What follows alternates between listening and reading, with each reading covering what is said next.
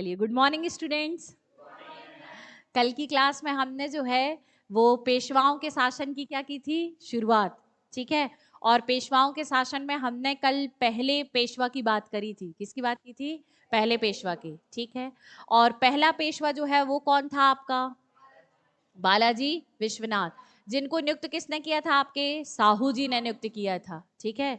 तो साहू जी के समय से जो है वो आपके पेशवा जो हैं, जो आपके मुख्य पदाधिकारी थे मराठा साम्राज्य में, प्रशासनिक क्षेत्र में, ये क्या होने लगे? सशक्त और मजबूत होने लगे। और आप देखते हैं कि बालाजी विश्वनाथ जो हैं, ये एक शक्तिशाली पेशवा के रूप में क्या आए? सामने आए। ठीक है। बालाजी विश्वनाथ जो हैं, इन्हें मराठा साम्राज्य का द्वितीय संस्थापक भी कहा जाता है। क्या कहा जाता है? मराठा साम्राज्य का द्वितीय संस्थापक। और उन्हें द्वितीय संस्थापक कहने के पीछे कई कारण हैं। ठीक है।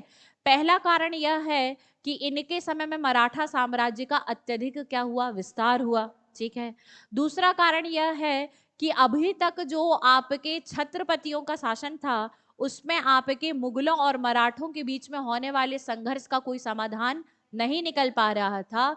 परंतु बालाजी विश्वनाथ के आपके शासनकाल में पहली बार जो आपके दिल्ली की संधि की गई थी। किसकी संधि? दिल्ली की संधि। इस दिल्ली की संधि के माध्यम से मुगल और मराठा का क्या माना गया? आपका स्थायी समाधान निकाला गया, जिसमें आपने देखा था कि कुछ शर्तें जो हैं वो आपके मुगलों के पक्ष में हुई और कुछ आपके मराठों के पक्ष में हुई। ठीक है। तो मराठों को जो है वो कई क्षेत्रों पर चौथ और सरदेशमुखी वसूलने का अधिकार मिला। नवीन विजित क्षेत्रों पर जो है इनके आधिपत्य को स्वीकारा गया। साहू जी के जो माता जी थी येशुबाई, इनको छोड़ दिया गया, परिवारजनों को छोड़ दिया गया। और आपने ये भी देखा कि मुगलों ने मराठों को अपने युद्धक अभियानों में या अपने विजित क्षेत्रों पर या अपने किसी क्षेत्र विशेष में सैन्य सहायता के लिए क्या कर दी? नियुक्त करने लगे। यानी आप देखेंगे कि जो मुगल शासक हैं, वे अब मराठों की सैन्य सहायता लेना क्या करे? आरंभ करे। किसके समय से? आपके बालाजी विश्वनाथ के समय से। एक और बात कि अभी तक जो आपके मराठे थे, इनका उत्तर भारत की राजनीति में प्रत्यक्ष रूप से कोई हस्तक्षेप नहीं था। परंतु बालाजी विश्वनाथ के द्वारा जो दिल्ली की संधि की गई, इसके माध्यम से उत्तर भारत की राजनीति में मराठों का पहली बार क्या होगा? हस्तक्षेप होगा। और इसके बाद आप देखेंगे कि इनके बाद के जो आपके कालांतर में जो पेशवा नियुक्त होंगे, वे पेशवा तो यहाँ तक के कार्य करेंगे कि वे दिल्ली में किसी मुगल बादशाह को बिठाएंगे भी अपनी इच्छा के अनुसार और उसे गद्दी से उतारेंगे भी अपनी इच्छा के अनुसार। ठीक है। तो दिल्ली में जो आपके मुगल बादशाह हैं, उनके शासकों को बैठाने और उनको उनकी गद्दी से उतारने का काम भी कौन करने लगेंगे? पेशवा करने लगेंगे। कौन करने लगेंगे? पेशवा। यानी ये अपनी इच्छा अनुसार दिल्ली के कमजोर शासकों को नियुक्त करने का काम करेंगे। इस प्रकार से उत्तर भारत की राजनीति में और आपके पतन के कगार पर पहुंच सके आपके मुगल शासकों की राजनीति में सबसे महत्वपूर्ण हस्तक्षेप करने का काम बालाजी विश्वनाथ ने किया। इसीलिए इन्हें शिवाजी के बाद मराठा साम्राज्य का द्वितीय संस्थापक कहा जाता है। ठीक है। तो हमने बालाजी विश्वनाथ की कल चर्चा की थी। एक बात और कि बालाजी विश्वनाथ जो है वो जब मराठा शक्ति का विस्तार करेंगे, तो मराठा शक्ति का विस्तार करने के कारण बहुत दूरस्थ क्षेत्रों पर या कई क्षेत्रों पर चौथ और सरदेशमुखी वसूलना है। अब अकेला पेशवा तो ये काम नहीं कर सकता। इस कारण से इन्होंने अलग अलग क्षेत्रों पर विभिन्न जगह पर सरदारों की नियुक्ति करना शुरू की। ठीक है। जब मराठा सरदारों की नियुक्ति करना इन्होंने शुरू की, तो आप देखेंगे कि प्रमुख रूप से 5 क्षेत्र पर अलग अलग मराठा सरदार क्या होते हैं? नियुक्त होते हैं। ठीक है। हम यहाँ पर देखेंगे कि वो 5 क्षेत्र जो थे वो थे, पहला आपका ग्वालियर। क्या क्षेत्र था आपका? ग्वालियर। तो आप देखेंगे कि ये वाला जो क्षेत्र है आपका, जो मध्य प्रदेश में आता है, कहाँ आता है? आपके मध्य प्रदेश में। तो आप यहाँ पर ये वाले क्षेत्र में क्या आएगा? आपका ग्वालियर वाला क्षेत्र। ग्वालियर वाले क्षेत्र पर आपके किन को दे देंगे? ये सिंधिया को। किसको देंगे? आपके सिंधिया। ठीक है। तो सिंधिया जाति के जो लोग थे, उनके सरदार को नियुक्त किया क्या करने के लिए? चौथ और सरदेशमुखी वसूलने के लिए। नागपुर वाले क्षेत्र पर आपके कौन आ गए? आपके भोसले आ गए। ठीक है। फिर आप देखेंगे यहाँ पर क्या आएगा? आपका पूना। तो पूना वाला क्षेत्र आ जाएगा। और क्या आएगा? आपका बड़ौदा। और इस वाले क्षेत्र पर क्या आ जाएगा? आपका इंदौर। तो इस प्रकार से आपने देखा कि ये जो आपका मराठा साम्राज्य है, इस मराठा साम्राज्य पर इन्होंने 5 क्षेत्र पर 5 मराठा सरदारों की क्या की? नियुक्ति की। और जब आपके 5 क्षेत्र पर 5 मराठा सरदारों की नियुक्ति की तो इन 5 मराठा सरदारों के संघ को ही मराठा राज संघ के नाम से जाना जाता। ठीक है, तो मराठा राज संघ की नींव किसने रखी थी? बालाजी विश्वनाथ ने रखी थी। किसके समय में रखी थी? छत्रपति साहू जी के समय में रखी थी। किसके समय में? छत्रपति साहू जी के समय में रखी। ठीक है, इन्होंने साहू जी को आंतरिक संघर्ष में विजित होने के लिए क्या किया था? सहायता करी थी। आपने देखा था लास्ट क्लास में हम ये चीज पढ़ चुके हैं। इसके अलावा इन्होंने प्रशासनिक व्यवस्था और सैन्य व्यवस्था में क्या किया? सुधार किया। मराठा मुगल संघर्ष का स्थायी समाधान दिल्ली की संधि से निकाला और इसी दिल्ली की संधि को क्या कहा जाता है? मराठों का मैग्ना कार्टा कहा जाता है, जिसमें मराठों को कई सारे अधिकार प्राप्त हुए थे। किसके खिलाफ? मुगलों के खिलाफ। ठीक है, तो हम यहाँ पर देखते हैं इसके कारण मराठों का क्षेत्राधिकार तय हुआ और मराठों का क्या हुआ? सशक्तिकरण भी हुआ। इस कारण से बालाजी विश्वनाथ को मराठा साम्राज्य का क्या कहा जाता है? द्वितीय संस्थापक कहा जाता है। ठीक है, अब इसके बाद आप देखेंगे कि बालाजी विश्वनाथ जो है इनकी मृत्यु हो जाती है। इनकी क्या हो जाती है? मृत्यु। तो इनकी मृत्यु के बाद आप देखेंगे कि इनका पुत्र क्या है? आपका पुत्र, इनका पुत्र जो है वो बाजीराव प्रथम, ये क्या बनेगा? अगला पेशवा नियुक्त होता है। ठीक है, तो आप देखेंगे कि बालाजी विश्वनाथ के समय में जो आपके शासक हैं वो कौन है? छत्रपति साहू। और साहू से बालाजी विश्वनाथ ने पहले ही क्या कर लिया था? उनको कन्विंस कर लिया था कि पेशवा का पद क्या हो जाना चाहिए? वंशानुगत हो जाना चाहिए। तो जब उनको उनने कन्विंस कर लिया तो यहाँ पर आप देखेंगे कि पेशवा का पद क्या हो गया? वंशानुगत हो गया। यानी आपके बालाजी विश्वनाथ का पुत्र क्या बनेगा? अगला पेशवा बनेगा। ठीक है, साहू जी ने तो सोचा भी नहीं था कि इनका जो बेटा है वो इनसे भी ज्यादा शक्तिशाली क्या बनेगा? पेशवा बनेगा। तो आप देखेंगे कि बालाजी विश्वनाथ से भी ज्यादा शक्तिशाली पेशवा कौन बना? उनका बेटा। और उनके बेटे का नाम क्या है? बाजीराव प्रथम। बाजीराव प्रथम जो है वे अपने शासन काल में लड़ाकू पेशवा के नाम से जाने जाते हैं। किसके नाम से जानते हैं? लड़ाकू पेशवा के नाम से। और इनके काल में मराठा शक्ति जो है वो अपने चरमोत्कर्ष में पहुंचेगी। ठीक है, चरमोत्कर्ष का मतलब होता है अपने सबसे हाईएस्ट पीक लेवल पर पहुंच जाना। ठीक है, तो ये जो है कौन पहुंचेगा? आपका मराठा शक्ति। किसके काल में? बाजीराव प्रथम। और ये मैं क्यों कह रही हूं? क्योंकि ये मराठा साम्राज्य का सर्वाधिक विस्तार करेंगे। कौन करेगा? आपका बाजीराव प्रथम। हम देखेंगे कि बाजीराव प्रथम ने कई क्षेत्रों पर अभियान किया। इन्होंने हैदराबाद के निजाम के खिलाफ संघर्ष किया। इन्होंने आपके सिद्धियों के खिलाफ संघर्ष किया। फिर ये मालवा क्षेत्र में, इसके अलावा नर्मदा के क्षेत्र में, गुजरात के क्षेत्र में, राजस्थान के क्षेत्र में, ठीक है, और आपके बुंदेलखंड के क्षेत्र में, फिर उसके बाद आपके उड़ीसा तक, है ना। तो ये आपके बहुत बड़े वृहद क्षेत्र में क्या कर सकते हैं? करे इन्होंने मराठा शक्ति का विस्तार किया। और इसके लिए इन्होंने अपने कई नेतृत्वकर्ता की नियुक्ति करे और उनको भेजा और उनसे अपने इन युद्धों में क्या किए? पराजय करवाए। और पराजय के बाद संधि भी करवाई। क्या करवाई? आपके संधि भी करवाई। तो इस प्रकार से आप देखते हैं कि बाजीराव प्रथम के समय में मराठा साम्राज्य का सर्वाधिक विस्तार हुआ और इसी कारण इनको मराठा शक्ति का जो है आप देखेंगे इनके चरमोत्कर्ष बढ़ाने में क्या कहा जाता है? सहायक कहा जाता है। किसको? आपके बाजीराव प्रथम। अब बाजीराव प्रथम जब अपने नियुक्त होते हैं तब वो आपके 20 साल के थे। कितने साल के थे? 20 साल। और इनका शासन काल जो है वो मात्र 20 साल का ही था। तो अपने 20 साल के छोटे से टेन्योर में मराठा साम्राज्य को नवीन ऊंचाइयों तक पहुंचाने का श्रेय किसे दिया जाता है? बाजीराव प्रथम को दिया जाता है। ठीक है, अब यहाँ पर आप देखेंगे कि बाजीराव प्रथम जो है वो पेशवा के पद पर नियुक्त हुए 1720 ईस्वी में और ये अत्यंत निर्भीक और प्रतिभावान सेनापति थे। इसके साथ साथ ये महत्वाकांक्षी भी थे। क्या थे? महत्वाकांक्षी और चालाक भी थे। ठीक है, फिर आप देखेंगे कि जब साहू जी ने बालाजी विश्वनाथ की मृत्यु के बाद किसको नियुक्त किया? बाजीराव प्रथम को नियुक्त किया। तो पेशवा का पद क्या हो गया? यहाँ से वंशानुगत हो गया। ठीक है, इसके अलावा आप देखेंगे कि इसके नेतृत्व में बालाजी विश्वनाथ के बाद बाजीराव प्रथम के नेतृत्व में मुगलों के विरुद्ध भी क्या किए गए? कई अभियान किए गए। अच्छा, मुगलों के प्रति प्रतिनिधि मालवा के क्षेत्र में भी हैं, मुगलों के प्रतिनिधि गुजरात वाले क्षेत्र में भी हैं और मुगलों के प्रतिनिधि के रूप में ही निजाम जो है वो हैदराबाद में शासन करते हैं। कहाँ शासन कर रहे हैं? हैदराबाद में शासन कर रहे हैं। तो यहाँ पर जो आपके शासक हैं वो कौन है? मुगलों के प्रतिनिधि हैं। तो आप यहाँ पर देखेंगे कि बाजीराव प्रथम ने इन्हीं प्रतिनिधियों को वहां से क्या किया है, हराया है।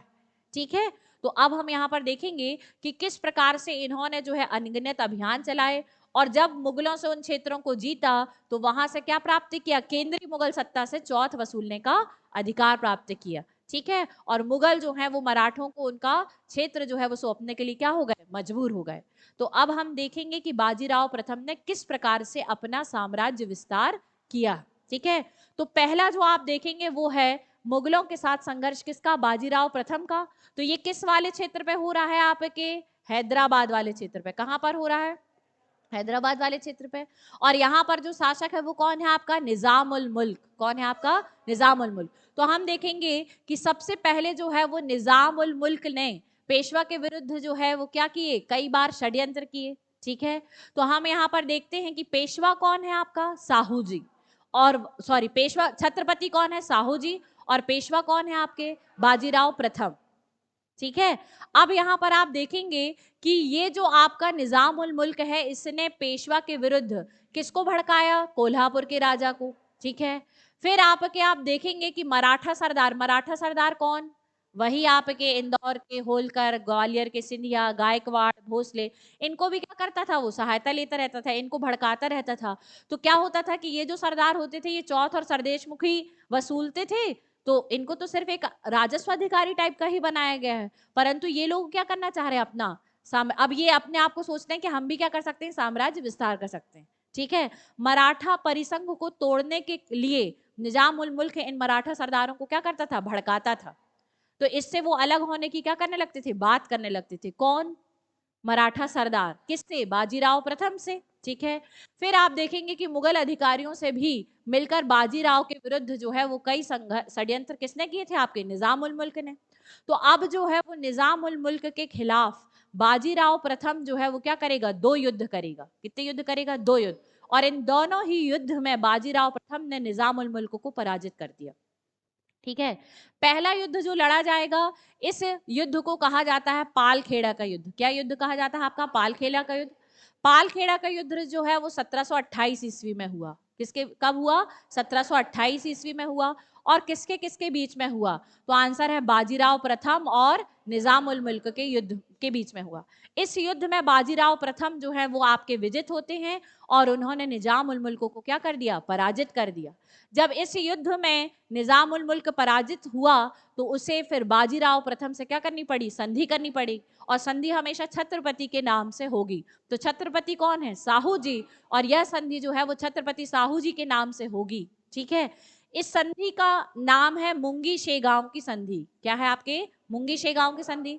तो 6 मार्च 1728 को मुंगी शेगांव की संधि हुई, जिसमें निजाम जो है, कौन है आपके, निजाम, इन्होंने इस क्षेत्र में मराठों को क्या देना स्वीकार किया, उन्होंने चौथ और सरदेश मुखी देना क्या कर लिया, स्वीकार कर लिया। तो संधि की पहली शर्त यह है कि ये आप हमको क्या देंगे, टैक्स। ठीक है, तो निजाम मराठों को क्या देंगे, टैक्स। कौन सा टैक्स देंगे, चौथ और सरदेश मुखी देंगे। दूसरा आप देखेंगे कि संपूर्ण दक्कन क्षेत्र में मराठों की सर्वोच्चता को भी स्वीकार किस संधि के माध्यम से किया गया, मुंगी शेगांव की संधि के माध्यम से किया गया। तो ये जो आपका पूरा दक्कन वाला क्षेत्र है, इस दक्कन वाले क्षेत्र पर मराठों की सर्वोच्चता किस संधि के माध्यम से स्वीकार हुई, मुंगी शेगांव की संधि के माध्यम से स्वीकार हुई। ठीक है, तो ये जो आपका युद्ध था, कौन सा युद्ध आपका, पालखेड़ा का युद्ध। पालखेड़ा का युद्ध का परिणाम हुआ कि पेशवा बाजीराव प्रथम विजित हुए, उनको दक्कन के क्षेत्र में चौथ और सरदेश मुखी वसूलने का अधिकार प्राप्त हुआ, और दक्कन के क्षेत्र में मराठों की सर्वोच्चता किसने स्वीकार करी, मुगलों ने। और मुख्य रूप से किसने, निजाम ने। किसने स्वीकार करी, निजाम ने। ठीक है, इसके बाद निजाम की जो है शक्ति कम हुई, और निजाम जो है वो आपके पुनः अपनी शक्ति को क्या करने लगे, जोड़ने लगे। और दोबारा जब युद्ध करेंगे तो कहां पर करेंगे, भोपाल में। ठीक है, तो निजाम उल मुल्क के साथ अब कालांतर में युद्ध होगा, किसका, बाजीराव प्रथम का। और वह युद्ध किस नाम से जाना जाएगा, भोपाल के युद्ध के नाम से जाना जाएगा। परंतु अभी निजाम उल मुल्क तुरंत पर युद्ध नहीं कर रहे हैं। तो अब बाजीराव प्रथम पुनः साम्राज्यवादी नीतियों का अनुसरण करेगा और अन्य जगह पर अपने युद्ध और विस्तार करेगा। ठीक है, तो अब आप यहाँ पर देखते हैं कि यहाँ पर निजाम उल मुल्क हैं। एक और बात कि निजाम उल मुल्क जो है उन्होंने क्या किया, इस संधि में एक शर्त जो है वो बाजीराव प्रथम और साहू जी को मानने के लिए बाध्य किया। और उसमें उन्होंने कहा कि हम साहू जी को क्या मान लेते हैं, एकमात्र शासक तो हम मान लेते हैं, परंतु हम इस संधि के माध्यम से एक शर्त और यह रखना चाहते हैं कि जो आपका कोल्हापुर वाला क्षेत्र है वहां पर कौन शासक कर रहा है, आपका संभाजी द्वितीय। तो इस संभाजी द्वितीय जो है इसको हम जो है आपको नहीं सौंपेंगे, संभाजी द्वितीय को हम क्या नहीं करेंगे, नहीं सौंपेंगे आपको। तो अब यहाँ पर संभाजी द्वितीय को सौंपने से क्या कर दिया, इनकार कर दिया। तो ये संभाजी द्वितीय जो है वो अब भाग कर कहाँ चला जाएगा, केंद्रीय मुगल शासक की शरण में।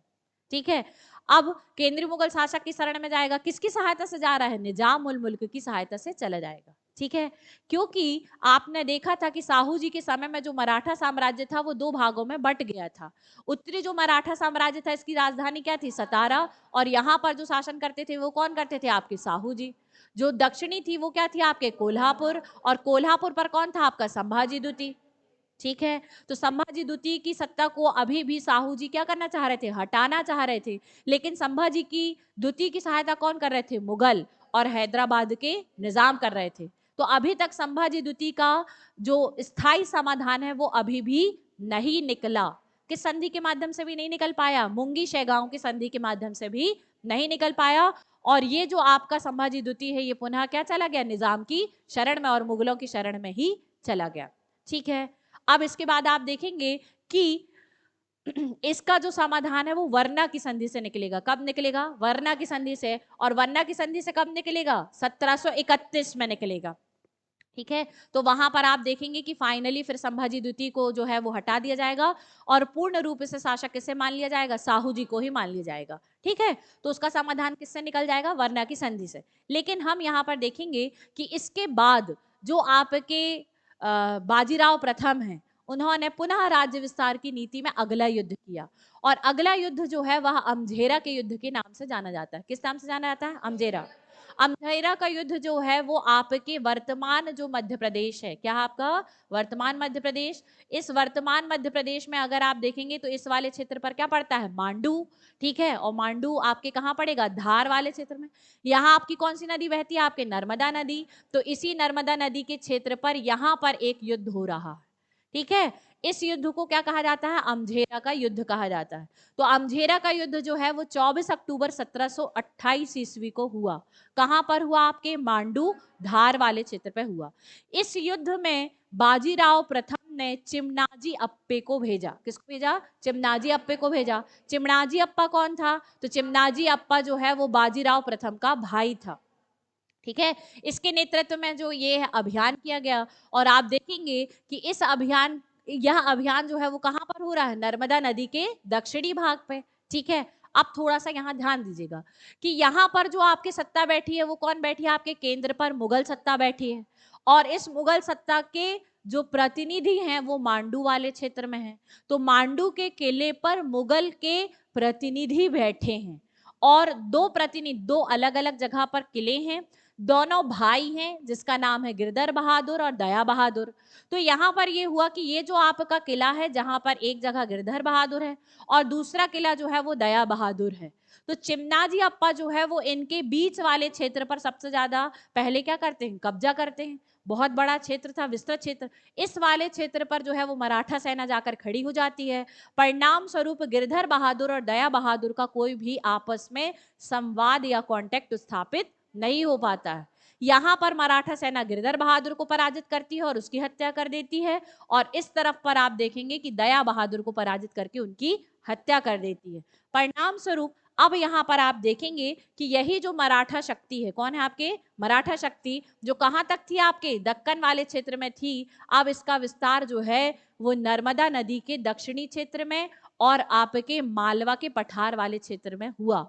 किस युद्ध में विजय पाकर, अमझेरा के युद्ध के में विजय पाकर। ठीक है, यहां पर भी किसको हराया है, मुगल प्रतिनिधियों को ही हराया है, जो कौन है आपके गिरधर बहादुर और दया बहादुर। ठीक है, तो ये जो अमझेरा का युद्ध है ये क्यों महत्वपूर्ण है, क्योंकि इस युद्ध के माध्यम से मालवा के क्षेत्र में मराठों का क्या हो गया, आधिपत्य स्थापित हुआ।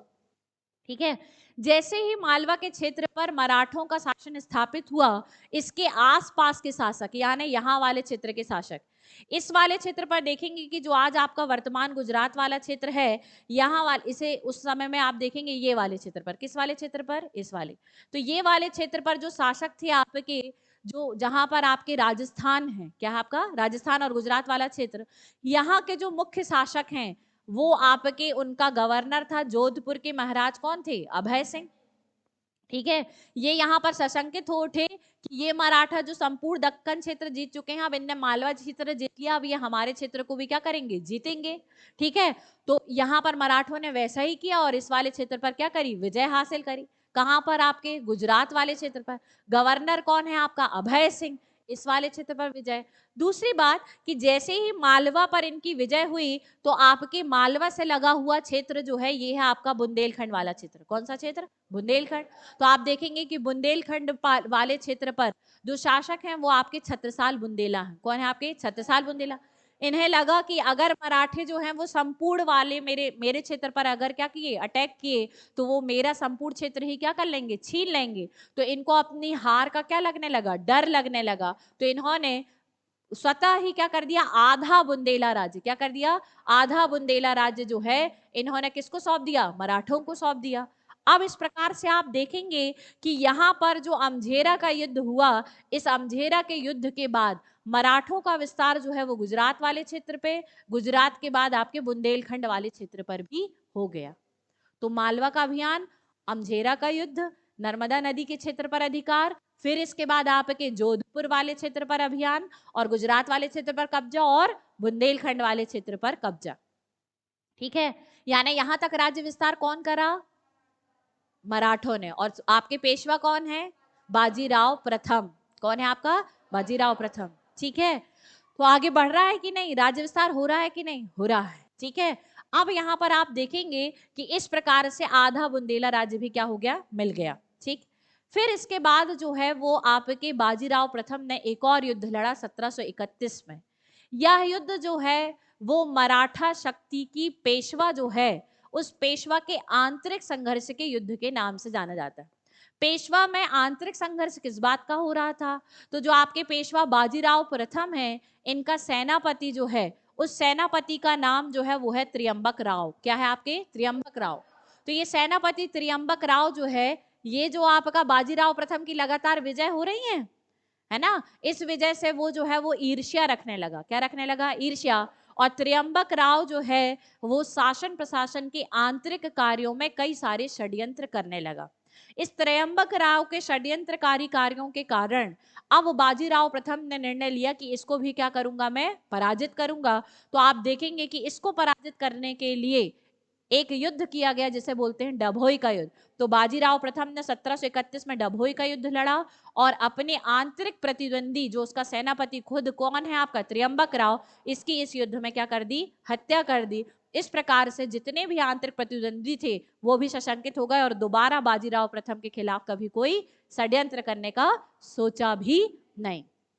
ठीक है, तो डभाई के युद्ध से किसका समाप्तिकरण हो गया, आंतरिक संघर्ष का समाप्तिकरण हुआ। 1731 में ही फाइनली वरना की संधि हुई और वही जो संभाजी द्वितीय जो आपके मुंगी शेगांव की संधि में कहां भाग गया था, निजाम और मुगलों की शरण में चला गया था, उसका भी समाधान निकाला गया और इसके तहत संभाजी द्वितीय जो है उन्होंने किसकी अधीनता स्वीकार करी, साहू जी की अधीनता स्वीकार कर ली। तो वरना की संधि यहाँ पर महत्वपूर्ण है कि जो एक और आंतरिक संघर्ष समाप्त हुआ वो वहां पर एक पेशवा के संदर्भ में समाप्त हुआ, कौन, त्रियंबक राव, और दूसरा किसके संदर्भ में समाप्त हुआ, छत्रपति के संदर्भ में। तो छत्रपति साहू जी के संदर्भ में क्या समाप्त हुआ, वारणा की संधि से। और वारणा की संधि से जो है वो छत्रपति साहू जी की अधीनता किसने स्वीकार कर ली, संभाजी द्वितीय ने स्वीकार कर ली। तो दोनों ही प्रकार के आंतरिक संघर्ष कब समाप्त हो गए, 1731 में समाप्त हो गए, एक डभोई के युद्ध से और दूसरे वारणा की संधि के माध्यम से। ठीक है, इसके बाद आप देखेंगे कि अब बाजीराव प्रथम जो है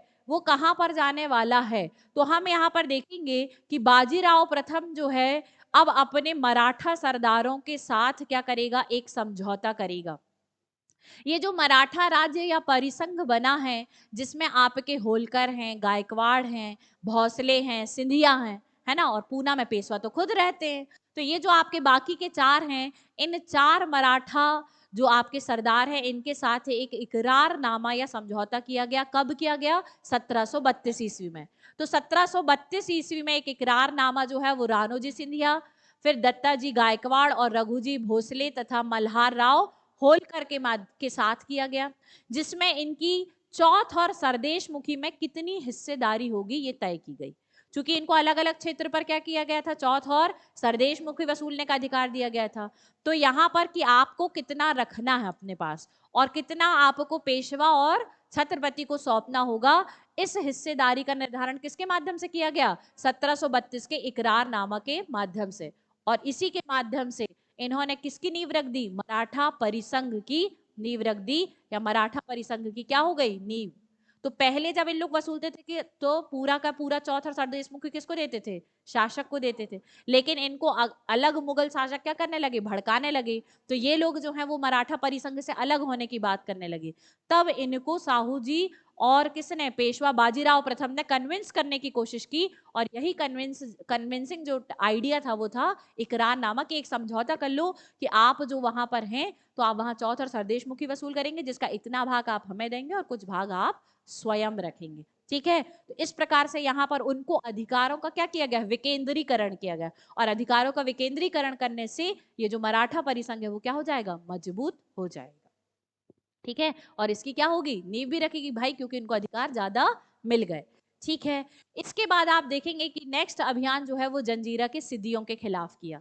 ठीक है, तो जंजीरा के सिद्दियों के विरुद्ध अभियान बाजीराव प्रथम खुद गए, और 1733 ईस्वी में उन्होंने जंजीरा के सिद्दियों के खिलाफ क्या किया? अभियान किया। और परिणाम स्वरूप आप देखेंगे कि जंजीरा के सिद्दियों को हराना सबसे महत्वपूर्ण था। क्यों? क्योंकि जंजीरा के सिद्दियों के खिलाफ जो अभियान था वो बहुत दीर्घकालीन अभियान था। कैसा अभियान था? दीर्घकालीन अभियान था। और ये शक्तिशाली अभियान था जिसमें आपके सबसे ज्यादा आपके पैसा खर्च किया गया, और आपके रसद और वित्तीय चीजें जो है वो सर्वाधिक खर्च की गई थी। फाइनली जंजीरा के सिद्दियों के खिलाफ इन्होंने संघर्ष में विजय प्राप्त की, और ये एक स्थायी समाधान के रूप में निकला। किसके खिलाफ? आपके सिद्दियों के खिलाफ। ये जो आपके बाजीराव प्रथम की जीत है ये सबसे महत्वपूर्ण जीतों में से एक है। ठीक है, कब हुई? आपके 1733 ईस्वी में। अब आप देखेंगे कि पुनः जो है यहाँ पर, अब यहाँ पर जंजीरा जब वाले क्षेत्र पर विजय प्राप्त कर ली है, तो अब यहाँ पर जो है वो आपके दिल्ली पर आक्रमण करेंगे। क्या आप करेंगे? आपके दिल्ली पर आक्रमण। ठीक है, तो जब आप देखेंगे कि बाजीराव प्रथम ने अब दिल्ली में आक्रमण किया, कितने घुड़सवारों के साथ? 1500 घुड़सवारों के साथ। और किसके खिलाफ आक्रमण कर रहे हैं? तो मुगल जो शासक वहां पर बैठा है वो है मोहम्मद शाह। कौन है आपका? मोहम्मद शाह। तो मुगल शासक मोहम्मद शाह के क्या करेंगे? आपके महल पहुंचेंगे, और यहाँ पर आप देखेंगे कि वो आपके युद्ध करेंगे। कौन करेंगे आपके युद्ध? बाजीराव प्रथम। कहते हैं कि बाजीराव प्रथम का यह जो आक्रमण है दिल्ली पर, ये सबसे द्रुतगामी आक्रमण है। द्रुतगामी का मतलब होता है सबसे तीव्रता से किया गया आक्रमण। जिस क्षेत्र में यानी मराठे जो हैं वो दिल्ली तक जब पहुंचते हैं तो उस क्षेत्र में पहुंचने के लिए 14 दिन का समय लगता है, लेकिन ये मात्र 2 दिन में पहुंचे। कितने दिन में पहुंचे? 2। तो जहां 14 दिन में पहुंचा जाता है वहां 2 दिन में पहुंचे। इसीलिए इस आक्रमण को क्या कहा जाता है? दिल्ली का द्रुतगामी आक्रमण के नाम से जाना जाता है। किसका आक्रमण? बाजीराव प्रथम का। और आप देखते हैं कि यहाँ पर मुगल शासक मोहम्मद शाह के महल में क्या पहुंचते हैं? ये पहुंच जाते हैं। और 1737 ईस्वी में जो आपके मुगल बादशाह हैं, इन्होंने निजामों को फिर इस आक्रमण के खिलाफ फिर किसको भेज दिया? निजामों को भेज दिया। किसके खिलाफ भेज दिया? मराठों के विरुद्ध भेजा। तो अब क्या होगा? युद्ध लड़ा जाएगा, और इस युद्ध को किस नाम से जाना जाएगा? भोपाल के युद्ध के नाम से जाना जाएगा। ठीक है, किसकी अनुमति से निजाम ने फिर से लड़ाई करी? अहमद शाह के। ठीक है, सॉरी, मोहम्मद शाह। किसके? आपसे मोहम्मद शाह के कहने पर निजाम पुनः क्या करे? युद्ध करे। और किसके साथ युद्ध करे? मराठों के साथ। जब मराठों के साथ जब इन्होंने युद्ध किया तो यह युद्ध कहां पर हुआ? भोपाल में। ठीक है, तो इसे भोपाल के युद्ध के नाम से जाना जाता है। कब हुआ? तो आंसर है 1737 ईस्वी में हुआ। ठीक है, तो मुगल बादशाह जो है उसने किसको भेजा था? निजाम को। यहाँ किसके विरुद्ध भेजा था? मराठों के। भोपाल के पास युद्ध हुआ, और इस युद्ध में कौन पराजित हुए? निजाम पराजित हुए। और यह युद्ध जो है वो आपके बाजीराव प्रथम का या मराठों का निजामों के ऊपर एक निर्णायक युद्ध सिद्ध हुआ। कैसा युद्ध सिद्ध हुआ? निर्णायक युद्ध सिद्ध हुआ। और फाइनली आप देखेंगे कि हैदराबाद के निजाम मजबूर हो गए और उन्होंने एक क्षेत्र जिसे किस नाम से जाना जाता है? बरार, है ना। तो आप यहाँ पर देखेंगे ये आपके हैदराबाद है, इस हैदराबाद का ये वाला क्षेत्र कौन सा क्षेत्र? बरार, जो आपके मराठों से क्या लगता था? सीमा पर लगता था। तो ये जो बरार वाला क्षेत्र है, ये वाला क्षेत्र, इस क्षेत्र को किस नाम से जाना जाता था? बरार। तो आधा बरार देना तय किया किसने? हैदराबाद के निजामों ने। ठीक है, किस संधि के तहत स्वीकार कर लिया? तो आंसर है दुरई सराय की संधि के साथ। किस संधि के तहत? दुरई सराय। तो आप देखेंगे कि भोपाल के युद्ध का परिणाम क्या रही? दुरई सराय की संधि। कब हुई थी आपके? 1738 में। कब हुई? 1738 में। और इसी संधि को सिरोज की संधि के नाम से जाना जाता है। सिरोज की संधि के नाम से जानते हैं। फिर इसके बाद आप देखेंगे ये संधि महत्वपूर्ण क्यों है? क्योंकि मालवा जीता था। किस युद्ध से जीता था मालवा? अमझेरा के युद्ध से जीता था। किस युद्ध से जीता था? अमझेरा। और अमझेरा के युद्ध के बाद कहां अभियान किया था? गुजरात में। और नर्मदा नदी के से लेकर चंबल तक का क्षेत्र यानी मालवा वाला क्षेत्र। तो इस वाले क्षेत्र को अब किसको फाइनली मुगलों ने किसको सौंप दिया? मराठों को सौंप दिया। तो ये संधि जो है यहां तक भी हुई। उसके बाद आप देखेंगे कि बाद में बरार वाला क्षेत्र भी जो है वो हैदराबाद के निजामों ने क्या किया? सौंपा। ठीक है, तो कितने सारे परिणाम इस संधि से निकले। किस संधि से? दुरई सराय की संधि से। ठीक है, तो पहले आपके चौथ और सरदेश मुखी बस मिल रहा था, अब तो आपके यहाँ पर क्या कर दिए? ये क्षेत्र ही मिल गए। किसको मिल गए? मराठों को मिल गए। क्या क्या मिला? यहाँ से आपका मालवा मिला, वहां से गुजरात भी मिल गया, बुंदेलखंड का क्षेत्र जो जीता था वो भी मिला, और फिर उसके बाद में कालांतर में क्या मिला? बरार भी मिला। ठीक है, इसीलिए ये संधि बहुत पूछी जाती है। कौन सी संधि? आपके दुरई सराय की संधि। किस युद्ध के परिणाम स्वरूप हुई? भोपाल के युद्ध के परिणाम स्वरूप हुई थी। ठीक है, इसके बाद आप देखेंगे कि जो आपके मराठे हैं, इनके शासन काल में आपके यूरोपीय शक्ति कौन आई? आपके पुर्तगाली आए। और आप देखेंगे कि पुर्तगालियों के साथ मराठों का संघर्ष हुआ। इस समय में जो पुर्तगाली हैं वे अपनी व्यापारिक कोठियों की स्थापना करने में लगे हुए थे। और पुर्तगालियों के उत्तरी भाग की जो राजधानी थी वो थी बसीन। क्या थी आपके? बसीन या बेसिन के नाम से जानी जाती थी। और दक्षिणी भाग की राजधानी क्या थी? आपके गोवा।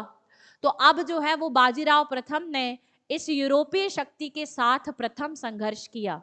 हम यहाँ पर देखते हैं कि यूरोपीय शक्ति जो पुर्तगाली है, इसे प्रथम बार पराजित करने का श्रेय मराठों को है।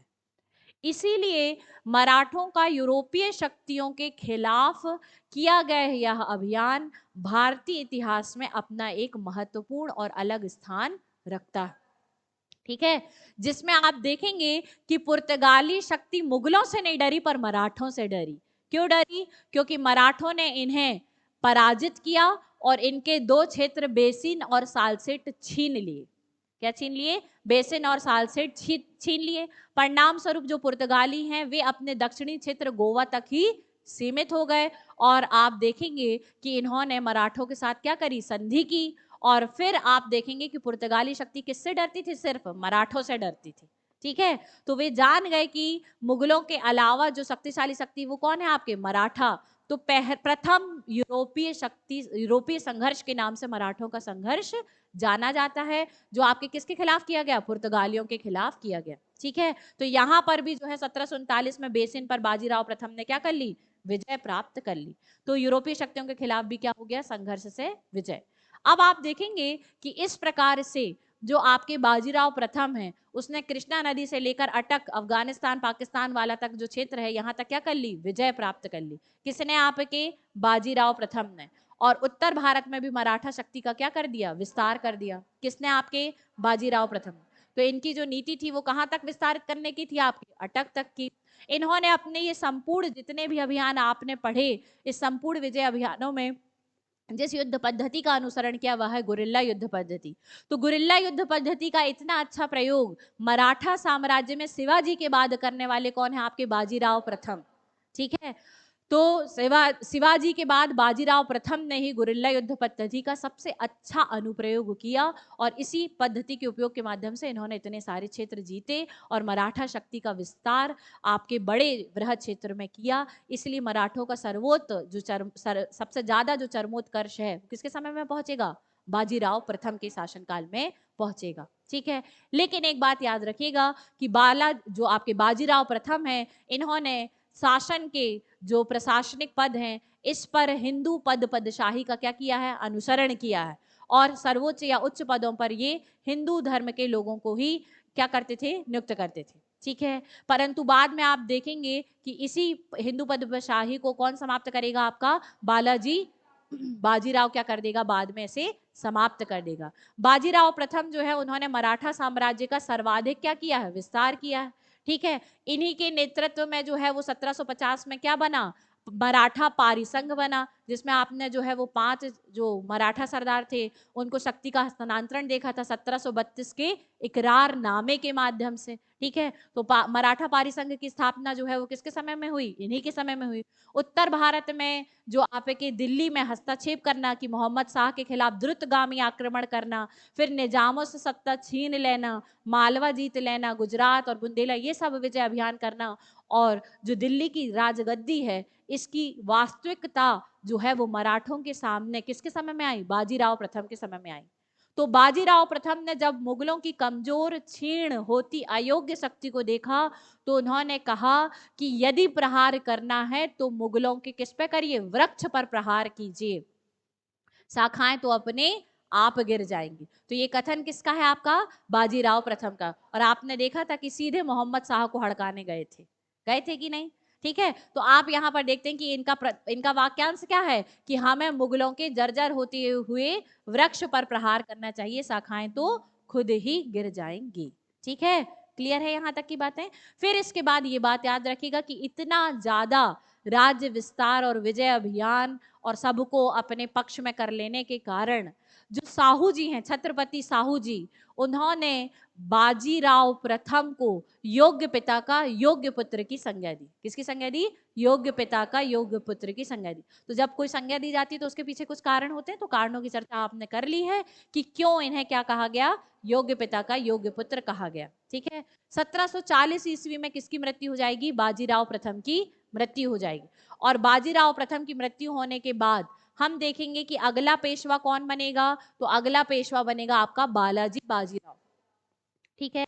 अच्छा, यहां पर जो बाजीराव प्रथम है इनके समय में क्या बन गया था, 1750 तक क्या बन चुका था, मराठा परिसंघ। तो इस मराठा परिसंघ को थोड़ा सा जान लीजिए। 1750 ईस्वी तक जिस मराठा परिसंघ का आपका क्या हुआ था, आपका गठन हुआ था, उसका हेड कौन होता था, पेशवा, है ना। और पेशवा कहां पर होते थे, आपके पूना में। ठीक है। तो पेशवा के नेतृत्व में मराठा परिसंघ बना जिसे मराठा राज्य संघ के नाम से जाना जाता था। इसमें 5 सदस्य थे। पूना के क्या, पेशवा, नागपुर के भोसले, बड़ौदा के गायकवाड़, ग्वालियर के सिंधिया और इंदौर के होलकर। ठीक है। यहां तक की बात क्लियर। तो इसका निर्माण कब हुआ था, 1750 में। 1732 में एक नारनामा हुआ और फिर धीरे धीरे उनकी शक्तियों का क्या होता गया, विकेंद्रीकरण, और 1750 में मराठा परिसंघ अपने संपूर्ण अस्तित्व में सामने आया। ठीक है। 1740 ईस्वी में बाजीराव प्रथम की क्या हो जाती है, मृत्यु। और बाजीराव प्रथम की मृत्यु के बाद अगला पेशवा कौन बनता है, आपका बालाजी बाजीराव। ठीक है। तो बालाजी बाजीराव जो है वो नाना साहब के नाम से जाने जाते हैं। किसके नाम से जाने जाते हैं, नाना साहब के नाम से। और इनका जो शासन काल रहेगा वो रहेगा 1740 से 1761। ठीक है। ये जो है वो अपने पिता के तरह जो है वो योग्य सेनापति तो नहीं थे, क्योंकि इनके पिता तो लड़ाकू सेनापति भी थे। ठीक है। परंतु ये अपने पिता के तरह उतने योग्य सेनापति नहीं थे, परंतु फिर भी मराठा शक्ति इनके काल में भी अपने चरमोत्कर्ष पर पहुंची। क्यों, क्योंकि इनके काल में मराठा शक्ति जो है वो अफगानिस्तान तक पहुंच गई। अफगानिस्तान मतलब पंजाब और सरहिंद वाले क्षेत्र तक इन्होंने अभियान किया। इन्होंने राजपूतों के खिलाफ, जाटों के खिलाफ, रुहेला के बंगश पठानों के खिलाफ, अवध के नवाब के खिलाफ और बंगाल के नवाब के खिलाफ कई अभियान करे। परिणाम स्वरूप आप देखेंगे कि संपूर्ण भारत में जो मराठा शक्ति है इसका विस्तार किसके शासन काल में होता है, आपका बालाजी बाजीराव के शासन काल में होता है। ठीक है। तो आपके योग्य सेनापति ना होने के बावजूद भी मराठा शक्ति को अपने चरमोत्कर्ष तक पहुंचाने का जो श्रेय है वो किसे है, बालाजी विश्वनाथ बाजीराव को। किसको है, बालाजी बाजीराव को है। ठीक है।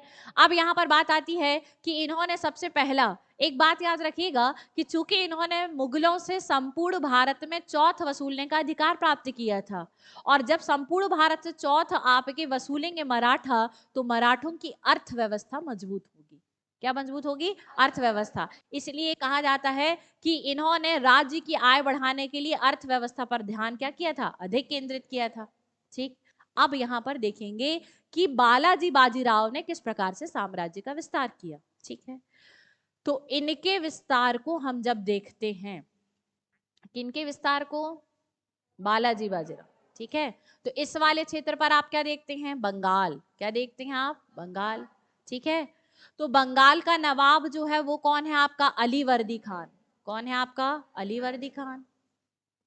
ठीक है, ये बंगाल का क्या है? आपका नवाब है। ठीक है, तो ये बंगाल का नवाब अलीवर्दी खान जो है वो केंद्रीय मुगल शासक के नियंत्रण से बाहर निकल रहा था। किससे? केंद्रीय मुगल शासक के नियंत्रण से बाहर निकल रहा था। और जो केंद्रीय मुगल सत्ता जो थी इसके नियंत्रण में ही था एक तरीके से ये क्षेत्र। अब ये अलीवर्दी खां अपनी मनमानी किए जा रहा था। ठीक है, अब आपको पता है कि जो समझौता हुआ था दिल्ली की संधि के तहत, उसके तहत क्या समझौता हुआ था? कि मराठे जो हैं वो मुगलों को आवश्यकता पड़ने पर क्या करेंगे? उनके लिए सैन्य सहायता दिया करेंगे और उनके लिए सैन्य अभियान किया करेंगे। तो जब अलीवर्दी खां केंद्रीय मुगल सत्ता की शक्ति के नियंत्रण से बाहर जाने लगा तो यहाँ पर दिल्ली के जो मुगल शासक हैं उन्होंने क्या करना चाहा? सहायता लेनी चाहिए। किसकी? मराठों की। तो इन्होंने संपर्क साधा किससे? बालाजी बाजीराव से। किससे मांगा? बालाजी बाजीराव। तो बालाजी बाजीराव जो हैं उन्होंने अपने मराठा परिसंघ से एक व्यक्ति रघुजी भोसले को भेजा, है ना? उनके नेतृत्व में क्या कर दी? सेना भेजी। अब रघुजी भोसले जो हैं वो कहां पर अभियान करेंगे? बंगाल में अभियान करेंगे। ठीक है, किन्होंने भेजा है? बालाजी बाजीराव ने भेजा है। किसकी सहायता करने के लिए भेजा है? केंद्रीय मुगल शासक की। और किसके खिलाफ भेजा है? तो बंगाल के नवाब अलीवर्दी खां के खिलाफ। इतनी बात क्लियर है? अब यहाँ पर हम देखते हैं कि 1741 ईस्वी में बालाजी बाजीराव ने मुगल बादशाह के अनुरोध यानी रिक्वेस्ट पर बंगाल के नवाब अलीवर्दी खां के खिलाफ किसको भेजा? आपके रघुजी भोसले को भेजा। ठीक है, यहाँ पर आप देखेंगे कि अलीवर्दी खां की सहायता के लिए पेशवा जो है वो खुद भी गए। ठीक है, कहां पर? किसकी सहायता के लिए जाएंगे? रघुजी भोसले की सहायता के लिए कहां गए? मुर्शिदाबाद, बंगाल भी गए। रघुजी भोसले ने किसको पराजित कर दिया? अलीवर्दी खां को पराजित कर दिया। ठीक है, यहां तक की बात क्लियर। और फिर आप देखेंगे कि क्यों पराजित किया। ठीक है, ये जो केंद्रीय मुगल सत्ता है इसने क्यों आपके क्या की? सहायता मांगी। क्यों? क्योंकि आप देखेंगे कि अलीवर्दी खां इनको परेशान कर रहा था। अब अलीवर्दी खां समर्पण करने के लिए तैयार नहीं हो रहा। ठीक है, तो लगातार मराठा सेना ने केंद्रीय मुगल शासक के कहने पर 1741 से, कब से? 1741 से 1751 तक 10 साल तक लगातार बंगाल क्षेत्र में क्या किए? आक्रमण किए। ठीक है, कितने साल तक मराठों ने इनके ऊपर आक्रमण किया? 10 साल। 1741 से 1751। किसके कहने पर? मुगल शासक के कहने पर। ठीक है, अब अलीवर्दी खान क्या क्या होता जाएगा? यहाँ पर किसके विरुद्ध होते जाएगा? किसके विरुद्ध होता जाएगा? मराठों के विरुद्ध होता जाएगा। तो आप यहाँ देखेंगे कि अलीवर्दी खां जो बंगाल का नवाब था वो मराठों के क्या हो गया? विरुद्ध हो गया। और वो मराठों के आक्रमण से 10 साल तक क्या रहा? परेशान रहा। फाइनली आप देखेंगे कि अलीवर्दी खान जब बहुत अधिक परेशान हो गया तो उसने पेशवा को क्या दे दिया? बंगाल में चौथ वसूलने का अधिकार दे दिया। क्या वसूलने का अधिकार दे दिया? चौथ वसूलने का अधिकार दे दिया। और पेशवा को अपनी जो सेना थी उसके रखरखाव के लिए कितने रुपए दिए? 22 लाख रुपए दिए। ठीक है, तो 22 लाख रुपए सेना के रखरखाव के लिए और आपके चौथ वसूलने का अधिकार कहां पर मिल गया? बंगाल पर। किसको मिला? मराठों को मिला। ठीक है, फिर इसके बाद आप देखेंगे कि अलीवर्दी खान ने 1751 ईस्वी में क्या सौंप दिया? अपना एक क्षेत्र उड़ीसा सौंप दिया। ठीक है, तो ये वाला जो क्षेत्र है ना यहाँ पर, ये बंगाल वाला क्षेत्र, यहाँ से क्या सौंप दिया उन्होंने? उड़ीसा। तो ये उन्होंने बोल दिया कि उड़ीसा तो आप पूरी तरीके से रख लीजिए। तो अब आप देखेंगे कि मराठों का शासन कहां तक आ गया? बंगाल में। किस प्रांत तक? उड़ीसा प्रांत तक। और उड़ीसा का उस समय में नाम क्या था? कटक। तो कटक तक मराठा शक्ति का विस्तार बालाजी बाजीराव ने किया। किसने किया? बालाजी बाजीराव। और उड़ीसा क्षेत्र इनको क्या हो गया? प्राप्त भी हो गया। यहां तक की बातें क्लियर है? अब बालाजी बाजीराव का अगला अभियान, जब आप बालाजी बाजीराव का अगला अभियान देखेंगे तो हम देखेंगे कि इन्होंने संधि की, किसके साथ संधि करी? मुगल बादशाह मोहम्मद शाह के साथ। और बालाजी बाजीराव ने संधि करके क्या ले लिया? मालवा पर मराठों के अधिकार की वैधता भी प्राप्त कर ली।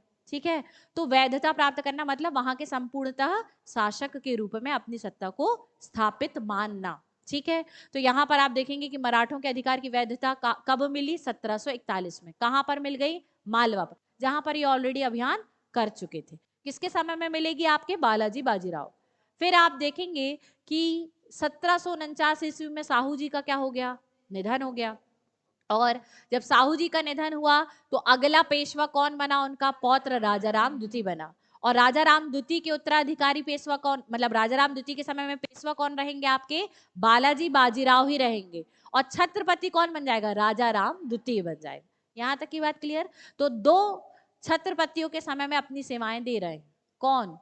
बालाजी बाजीराव। पहला छत्रपति कौन? साहू जी। और दूसरा छत्रपति कौन? राजाराम द्वितीय। इनके समय में भी पेशवा कौन है? बालाजी बाजीराव ही है। ये बात यहां तक क्लियर हो गई। अब आप देखेंगे 1750 ईस्वी में राजाराम द्वितीय का क्या हुआ? राजाभिषेक हुआ।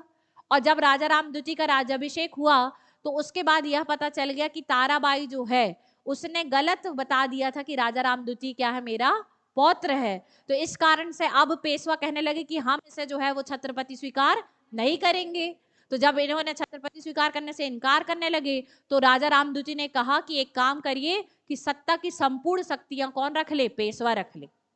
तब राजा राम द्वितीय ने अपने सत्ता की संपूर्ण शक्तियां पेशवा को क्या कर दी? हस्तांतरित कर दी।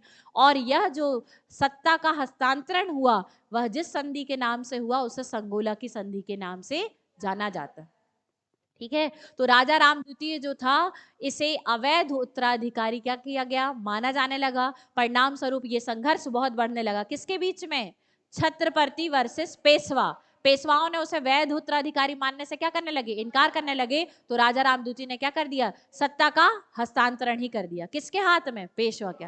और यह संधि किस नाम से जानी जाती है? संगोला की संधि के नाम से। और फिर आपके नाम मात्र के शासक बन जाएंगे कौन? आपके छत्रपति, जो कहां पर केंद्रित रह जाएंगे? सतारा में। सतारा में कौन रह जाएंगे? छत्रपति। लेकिन पेशवाओं की शक्ति का केंद्रीकरण कहां हो जाएगा? पूना में। इसलिए मराठों की राजनीतिक शक्ति का केंद्र बनेगा पूना। और इस प्रकार से आप देखेंगे कि पूना का महत्व बढ़ जाता है। यहां तक की बातें क्लियर हो गई सभी को? तो हम यहां पर देखते हैं कि अच्छा किसकी मध्यस्थता से हुई थी यह संधि? रघुजी भोसले की। और भोसले कौन थे? आपके मराठा परिसंघ के सदस्य थे या एक सरदार थे। कौन? आपके रघुजी भोसले। तो उन्होंने छत्रपति और पेशवा के बीच में क्या करवाने का प्रयास किया था? संधि करने का प्रयास किया है। और संधि में क्या करवाई थी? मध्यस्थता रखी थी। किन्होंने? जी बस। तो उनकी मध्यस्थता के कारण छत्रपति और पेशवा के बीच में कौन सी संधि हुई? संधोला की संधि हुई, जिसके माध्यम से आपके मराठा छत्रपति केवल नाम मात्र के प्रमुख रहेगा और वास्तविक नेता कौन बन गया? आपके पेशवा। और पूना का क्या बढ़ गया? महत्व बढ़ गया। तो ये काम किसके समय में हुआ? बालाजी बाजीराव के समय में हुआ। ठीक है, अब यहाँ पर आप देखेंगे कि नेक्स्ट जो है वो मुगलों और मराठों के बीच में संधि हुई। किसके बीच में संधि हुई? मुगलों और मराठों के बीच में। ठीक है, तो मुगलों और मराठों के बीच में संधि हुई मतलब अब यहाँ पर हम देखेंगे कि मुगलों के बीच में और मराठों के बीच में 1752 की यह जो संधि है, यह संधि इतनी महत्वपूर्ण इसलिए है क्योंकि संपूर्ण भारत में चौथ वसूलने का अधिकार मुगलों ने किसको दे दिया? मराठों को दे दिया। एक प्रकार से अप्रत्यक्ष रूप से मुगलों ने मराठों की अधीनता या मुगलों की सत्ता को क्या किया है? स्वीकार किया। ठीक है, और उनको कर वसूलने का क्या दिया? अधिकार। लेकिन इसके बदले मुगल जो हैं वो मराठों की क्या लेंगे? सैन्य सहायता लेंगे। ठीक है, तो आप देखेंगे कि अभी तो मराठों को केवल कुछ ही क्षेत्रों पर चौथ वसूलने का अधिकार था, परंतु 1752 के मुगल मराठा संधि के माध्यम से संपूर्ण भारत में इन्हें क्या मिल गया? चौथ वसूलने का अधिकार मिला। इसलिए यह संधि बहुत महत्वपूर्ण संधि है। तो 1752 ईस्वी में पेशवा ने मुगल बादशाह किसके साथ? अहमद शाह के साथ क्या की? एक संधि की, जिसके अंतर्गत संपूर्ण भारत में चौथ वसूलने का क्या मिला? अधिकार मिला। और इसके बदले मराठे जो हैं वो मुगल बादशाह को क्या दिया करेंगे? सैन्य सहायता दिया करेंगे। ठीक है। इस संधि के प्रभाव से मराठों का संपूर्ण भारत में प्रभाव और आपका डोमिनेंस जो है वो क्या होगा, बढ़ेगा। ठीक है। इसके बाद आप देखेंगे कि अब जो है इसी संधि के माध्यम से, जो किसने करी थी, आपके अहमद शाह ने, अहमद शाह और पेशवा कौन है आपका, बालाजी बाजीराव, इन दोनों के बीच में यह जो संधि हुई, इस संधि के माध्यम से दिल्ली की राजनीति में प्रत्यक्ष रूप से मराठा जो है वो जुड़ गए। ठीक है, दिल्ली की राजनीति में प्रत्यक्ष रूप से क्या हो गए, मराठा जुड़ गए, और पूर्ण रूप से मराठा का जुड़ाव जो है 1752 में हुआ। इसी समय जो है वो मराठा जो है वो क्या होंगे, आपके अपने उत्कर्ष पर पहुंचेंगे। फिर 1752 में हैदराबाद के जो निजाम थे उनको पराजित किया था, तो उन निजामों ने भी क्या किया, अपना एक क्षेत्र देना स्वीकार किया। क्यों? क्योंकि अब चौथ वसूलने का अधिकार किनको मिल गया, मराठों को मिल गया। तो अब जो है इन्होंने अपने क्षेत्र पर बोले कि हमारा बाकी का क्षेत्र छोड़ो, लेकिन हम आपको क्या कर देते, एक क्षेत्र ही दे देते। तो 1752 में झलकी की संधि हुई, किसके साथ, मराठों की निजामों के साथ, और इसके तहत उन्होंने अपना एक क्षेत्र सौंपा, क्या, बरार। ठीक है, तो कौन सा क्षेत्र सौंप दिया उन्होंने, बरार का आधा क्षेत्र ही दे दिया। ठीक है। अब इसके बाद जो आया वो आया 1754। क्या आया आपका, 1754। तो 1754 में मराठे जो हैं किसके नेतृत्व में, आपके रघुनाथ राव के नेतृत्व में कहाँ प्रवेश करे, दिल्ली। और यहीं से आप देखेंगे कि मराठे जो हैं वो दिल्ली की जो सत्ता है उसमें प्रत्यक्ष रूप से हस्तक्षेप करने लगी। अब मराठे दिल्ली में किसको बैठाना है मुगल सत्ता पर और किसको उतारना है, ये मराठे क्या करने लगे, निर्धारित करने लगे। मराठे के जो नेतृत्व करता थे वो रघुनाथ राव गए और उन्होंने दिल्ली में प्रवेश किया। वहां पर वजीर किसकी सहायता ली, गाजीउद्दीन की सहायता ली, और उन्होंने सिंहासन से किसको हटा दिया, अहमद शाह को।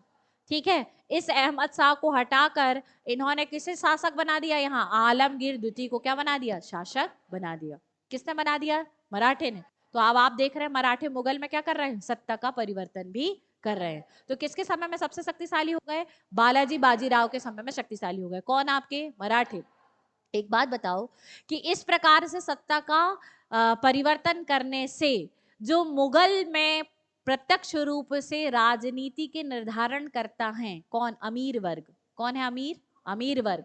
अमीर वर्ग क्या थे, एक प्रकार के विदेशी मुसलमान थे जिनका मुगल की केंद्रीय सत्ता दिल्ली में क्या था, बहुत अधिक हस्तक्षेप था। तो अमीर वर्ग जो है वो मराठों के इस प्रकार के हस्तक्षेप से क्या हो गए, नाखुश हो गए, और उन्होंने मराठों के खिलाफ अहमद शाह अब्दाली को निमंत्रण दिया कि ये क्या कर रहे हैं मराठे, इनको चौथ वसूलने का अधिकार मिला था, ये तो यहाँ क्या कर रहे हैं, सत्ता का परिवर्तन किए जा रहे हैं।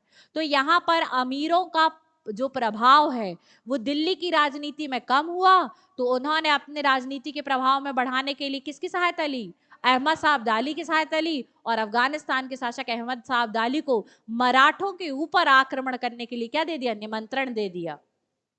ठीक है, क्लियर है यहां तक। तो आप यहां पर देखेंगे कि ये जो गतिविधि थी ये मराठों के आगे पतन का क्या बनती है, कारण बनती।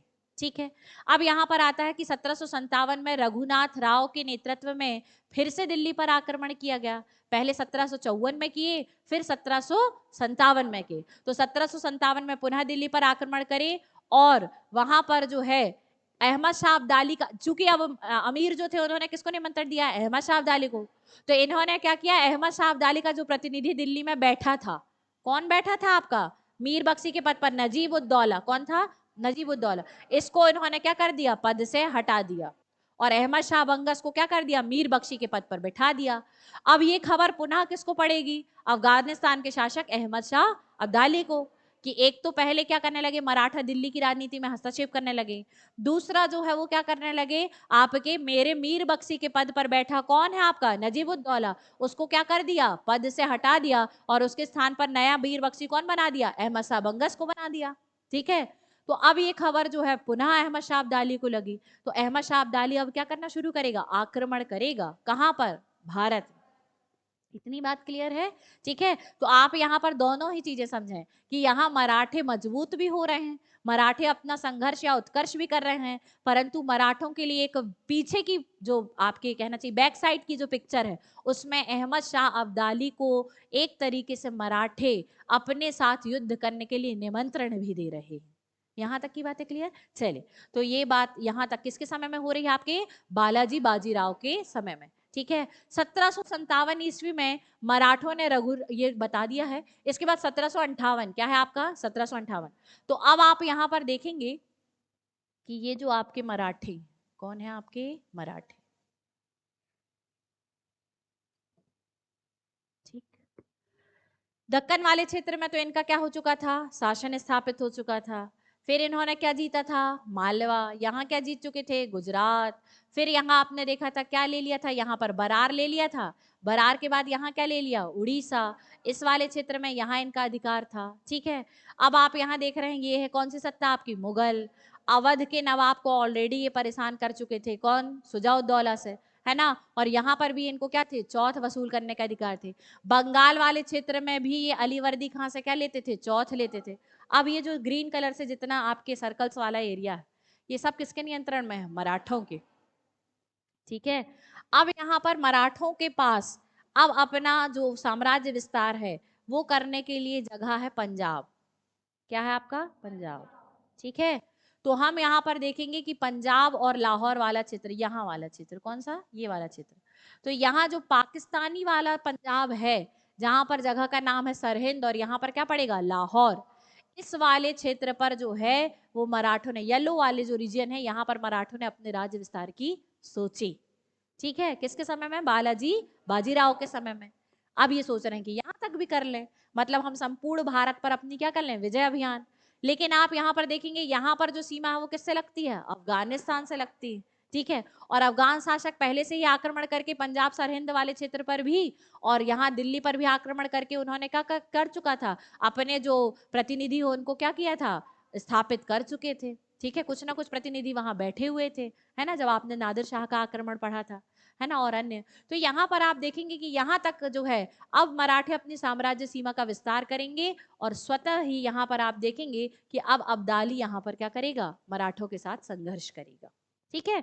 ठीक, अब ये चीज आपको ध्यान देनी।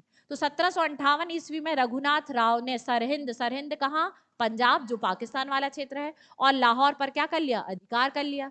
यहाँ पर अहमद शाह जो है उसका पंजाब में क्या था, एक सूबेदार था जिसका नाम क्या था, तैमूर खां। इसको इन्होंने क्या कर दिया, पराजित कर दिया और उसको भगा दिया। तो अब अहमद शाह अब्दाली के खिलाफ तीसरा प्रहार किसका, मराठों, ठीक है। पहला वहां दिल्ली की सत्ता में तो विदेशी जो मुसलमान थे वो वहीं के थे, अमीर वर्ग वाले उनका। दूसरा आपने देखा वहां पर आपने मीर बख्शी को हटा दिया। तीसरा आपने क्या किया, पंजाब में भी सूबेदार तैमूर खां को क्या कर दिया, भगा दिया, ठीक है। अब लेकिन भगा दिया और इसके माध्यम से मराठों की सीमा का विस्तार यहां तक हो गया, कहां तक, आपके पंजाब। तो इस तरीके से ये जो पूरा क्षेत्र है ये हुआ मराठा, ठीक है। किसके शासन काल में पहुंचा, बालाजी बाजीराव के।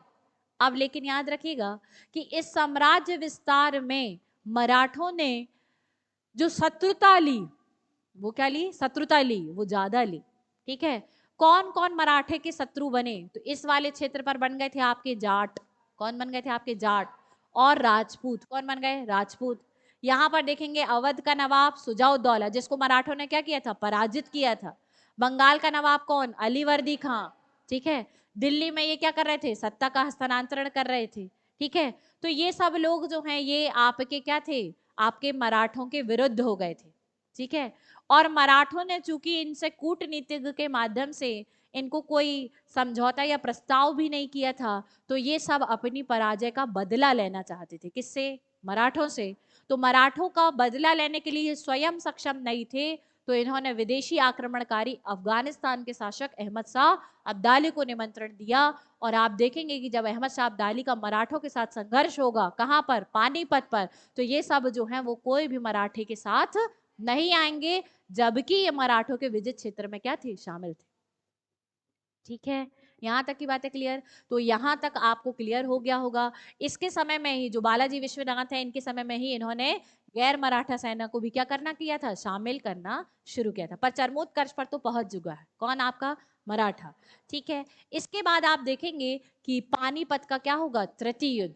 पानीपत का क्या होगा, तृतीय युद्ध, ठीक है। तो पानीपत के तृतीय युद्ध के समय में पेशवा कौन है, बालाजी बाजीराव, ठीक है।